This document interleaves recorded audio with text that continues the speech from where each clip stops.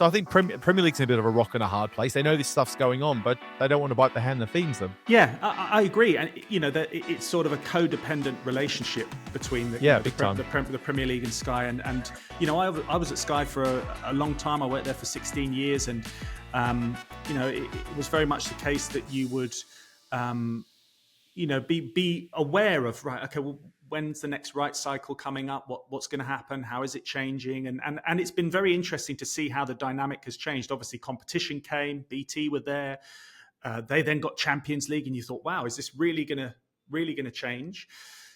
There's always been the sort of the looming threat of a big gun coming in. Obviously, Amazon sneaked in, popped their head in for a bit, popped out again. And now Sky have got a lot more games, and they've been given a lot more games. So. And Richard Masters recently, speaking at Leaders, was saying, look, that there are no more games that we can feasibly put outside of the 3 p.m. blackout, 3 p.m. kickoff time. And what interested me is just to sort of take a moment and go back to not only when the blackout was first brought in back in the 60s, then subsequently only really needed in the mid-80s. But when the Premier League started in 92, 93, there was 66% of games on Saturday at 3 p.m. And then last season, that dropped down to 33%. So it just shows that they've moved as many of the games outside of that as possible to make it more commercially viable. And going back to the point that you were saying about France and the sort of the financial redesign that has subsequently happened from ultimately a broadcast partnership crash is... Yeah, you see the reality of what life is like without those huge swathes of money coming in. Now, look, the Premier League and both, and Sky and any other broadcaster will be seeing what's on the other side.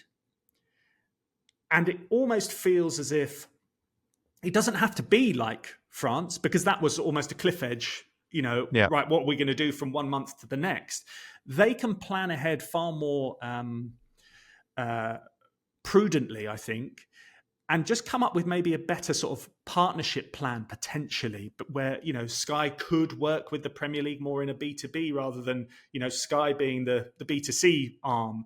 If the Premier League were to be the front of it all and have their own, Premflix platform, as is often coined, they would have to basically take on a lot of the additional stuff that people don't see, all the trucks, the cables, the broadcast side of things. And even, which I found interesting just in discussions, that, the Premier League, they don't have to provide any customer service to anyone at the moment, and that is all done by the broadcasters. So that's quite a big consideration. And, that's what Sky have done for years and years and years. They've been the people sending out trucks to people's houses to put up satellite dishes. Obviously now that's moved on to, streaming services and stuff like that. So I just think there seems to be quite a long runway to the point that we get to a moment where consumers go, oh, that's actually a really nice proposition.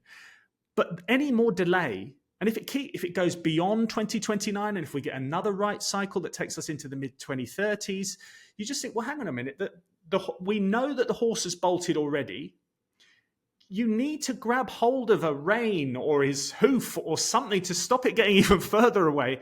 Otherwise, it's going to go, and it's going to be a very similar situation to, the music industry. But yes, that was a slow burn initially, but they did act and they did change the environment. Yeah. And that's what has to happen. It has to happen because, people are getting now via illegal streams what I would have thought if you offered, a normal consumer the opportunity to have a nice platform where you could access everything at any time, they would go, well, I think that's really cool. And yes, I will pay a slight premium for that. It might not be as high as what people are paying per month now, but at the very least they would go, well, our sort of wishes have been granted, and yeah, I will now actually start to engage in that. And I think that something like that has to happen because everyone's so, consumers are so much more nimble now. They want what they want when they want it, and if you don't get it, then they'll find it.